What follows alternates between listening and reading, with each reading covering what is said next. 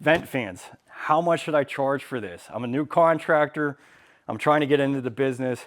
This is something that's essential for every bathroom renovation, at least in my mind, because this is really a big factor with causing mold and issues in homes, is having either an inefficient vent fan that doesn't work or not having one at all. And that's very common. So I'm going to go through in this video some of the time references it takes to actually vent this thing properly, to install if you're doing it in a retrofit scenario, and then some advice on business on how to evaluate how much you should charge for something like this. So let's get to it. In older homes, it's a really hard to tell whether it was actually vented properly, and meaning not just right into the attic, but going outside of the home.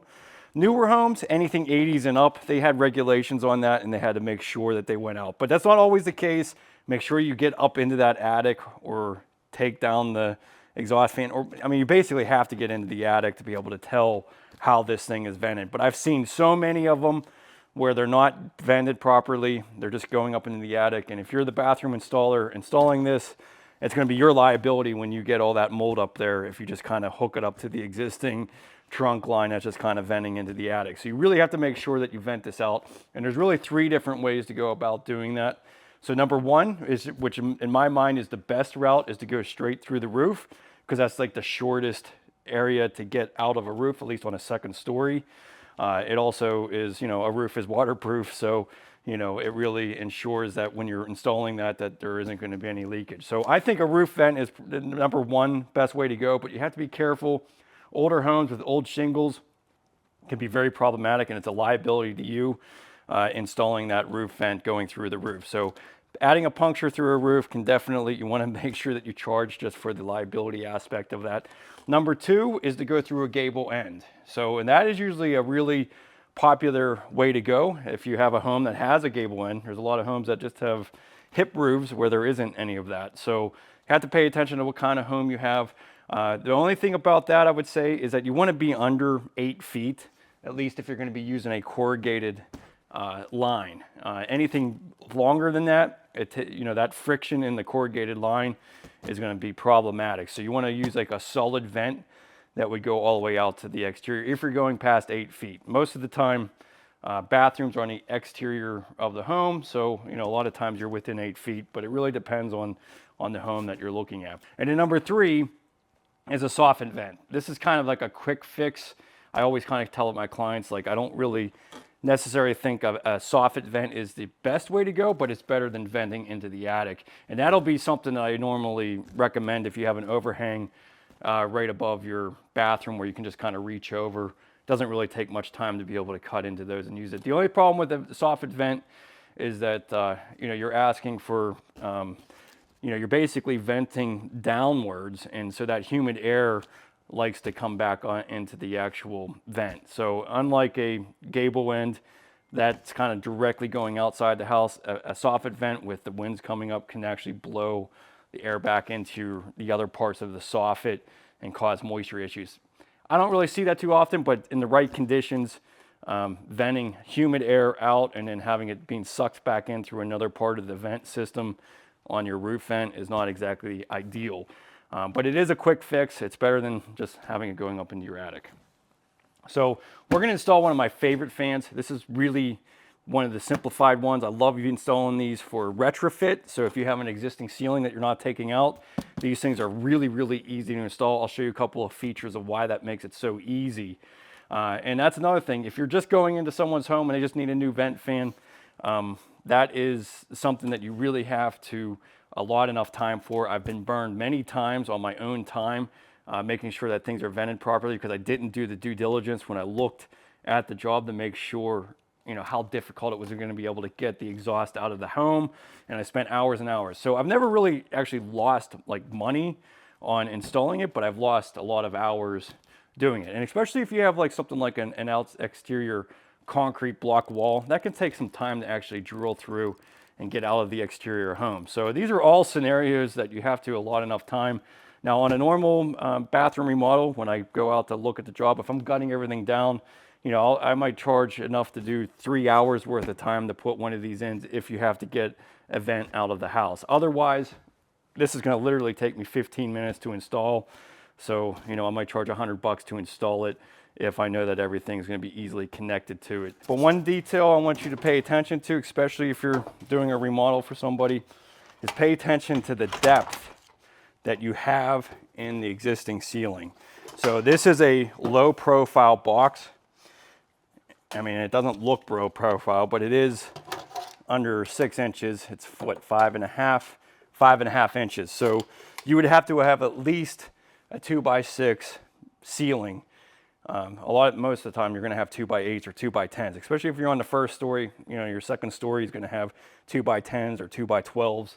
And if you're in an attic space and you have an unlimited amount of space. But in older homes, sometimes the attic was just framed with floor joists that were 2x6s. And that can be really problematic if you get too tall of a box. So pay attention to the depth so that you don't end up having to get in a different box. When you get into the job and you can't get this fit in there, there's nothing you can do. You have to order the right one for it. But this is the main key that makes this easy for retrofit, is the fact that this guy will slide. So you can imagine if you had your drywall cut out. So this could be installed, have everything connected, and then this slides into place. So that's what makes this a very unique and easy installation. When you slide this up, this flange is going on the outside of the drywall. So you have a whole bunch of room for error as far as cutting out the hole for your new space. But in this scenario, we're just literally just going to be installing this and connecting our vent and our electrical. So a new construction aspect is really, really simple. See here, CFM. So you can switch this here from 50, 80 to 110. So if you want to be efficient, you can adjust that. That's one of the really core reasons I love this vent fan, because you can make it energy efficient if you want. So this guy basically just ensures that our electrical and duct work is completely connected. As you can see, this has a very nice wide volume, so this flap will prevent the airflow from going the opposite direction. But this is a big key point here. You can see how much volume the air can come out. A lot of older vent fans are those cheap, crappy ones. They don't really have any volume coming out of the box. Okay, so this is pretty simple. There's just a neutral hot line. And what I like to do on these, because this is braided, I like to use these Wago clips. So these guys, you just slide this on, and that makes a nice connection.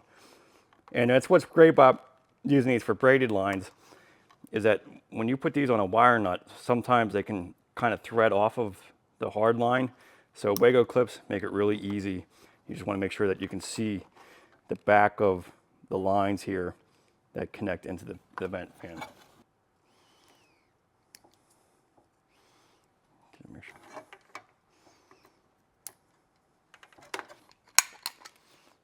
These Helix rubber max connectors are nice, just pop right in.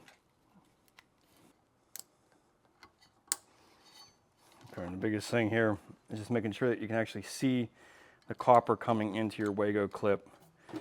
But it really is that simple. These levers are great. Makes it really easy to make these connections. So then we'll go ahead and tuck this in. We'll set that right there for now.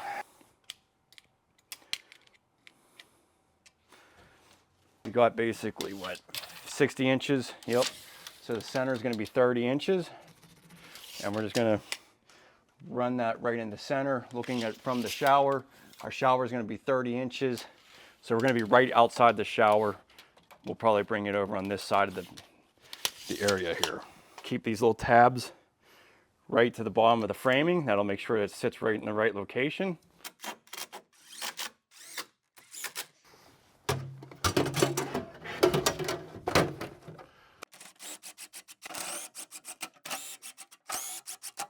Okay, that's really all there is to it. Now we'll go ahead and connect our duct. So this is a corrugated, as you can see here. Now, if you were in an attic where the insulation was right, most of the time there's insulation right here, right at the level of your trusses. But in this situation, I have insulation up against the roof line. So I got foam insulation above there. So this is technically up here a conditioned area. So I don't need to have an insulated duct. But if you had insulation down to this level, you're gonna wanna get an insulated duct, keep this thing from sweating on any humid days. So easiest way to connect this is just to simply use a worm drive clamp. And then again, if you are more than 8 feet from your exit point of your bathroom, you're going to want to use a solid duct, because this corrugated does cause friction and, you know, with pushing the air through. So anything over 8 feet is going to struggle and not get the volume of air out. But most of the time when you do a roof vent, you can pretty much have it literally within 3 feet of where you want to locate this.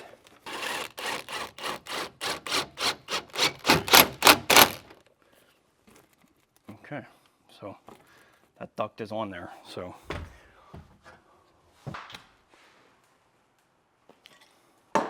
all right, so that was the simplest installation ever. It's never usually like that. But I do want to address some things about running a business and charging enough to be able to do this. Now, one of the biggest problems, I think, generally in life is comparing yourself to others. So, and that goes with pricing as well. Comparing yourself to what somebody else can do this for is not a good idea. You're gonna have a really hard time keeping up by doing that. It has to be about what it costs you to be able to be in business. So, you know, your truck payment, your insurances that you have, maybe it's the commute for you to get back and forth to where you're working. That always comes into factor. So opportunity costs. I know these days it's getting harder and harder to find contractors. There's less and less of us out there doing this. So it's kind of like, this is a great business to get into because there's not a lot of competition, which is great. But you really have to address things by what it costs you to run your business and be able to be profitable and stay in business. Going out and looking at estimates. You know, most of the time you're doing that for free to be able to get the job, but that adds up over time. You spend all your evenings doing that. You need to account for that time in some respect. You're not doing that out of the goodwill, you know, for everyone. You have to charge for that. So on an installation like this, I would probably charge $400, including the vent fan. The vent fan was about 130 bucks.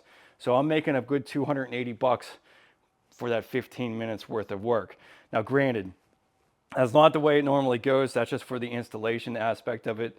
But when I'm putting out a quote for an entire bathroom remodel, you want to try to break things up so that the client isn't overwhelmed with the cost. You don't want to just say, hey, I'm going to gut your bathroom, I'm going to put in a tub, I'm going to put in a toilet, I'm going to put in this, and then have a price tag of $25,000. That really kind of confuses people, and I think it's harder for people to evaluate what they really want to do. And that's where I always break it down into categories. So I'll have electrical rough-in, I'll have the vent fan on its own little thing. And so you can be able to make sure that you add enough in there to make it all kind of make sense. But when it comes to venting these outside of the house, like I said, there's all these different options and there's obstacles involved. So you need to make sure that you're charging for your time for that. So a lot of times I'll charge $400 just to install the vent fan. It's great when it works this quickly. It usually never does. But, and then if I have to exit it outside the home, I'm charging another $400 because it most likely is going to take me a couple hours to be able to get the ladders out and get it through there. Now, when you're getting into a roof situation, I personally hate doing that unless it's a newer roof, because then I can kind of feel confident with what I'm doing. But if it's an old roof where the shingles are kind of curling and falling apart, I'd really advise staying away from that and trying to vent it in some other direction.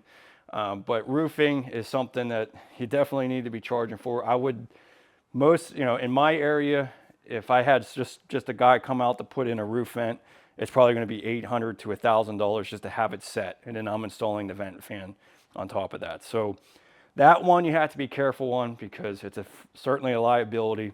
And I've definitely gotten caught in the past where I had a leak from an old roof that I shouldn't have put the roof vent through, and it cost me thousands because of it. But so be cautious on what it takes. One of the easiest ways to really evaluate, when you're looking at a job is how many days it's going to take. to do something. So most bathrooms in a 5x9 setting, depends on how old it is and you know what's getting involved and what you have to change around. But say it takes you 2 weeks to do, you have 10 days worth of working days. You know, if you're $1,000 a day, that's $10,000. You know, kind of roughly put that in your mind as far as it goes. But you know, I would account for half the day just putting in this vent fan if you're going outside you know, having to bring it outside the house. Because that can really catch you off guard depending on how it is. If you're going through concrete block, it might take you an hour and a half just to get through that before you can even connect anything. So hopefully some of those tips helped you out. Definitely check out my course below. I have 12 courses right now. I'm adding another one as we're putting this one together. But at each one I have contractor quotes, guides, checklists, and then obviously the entire video series of tutorials on how to go about doing this. And you know, really my goal is just to help you plan, learn, and build your dream bathroom. And I'll be here for support as well. So thanks so much, and I'll see you in the next video.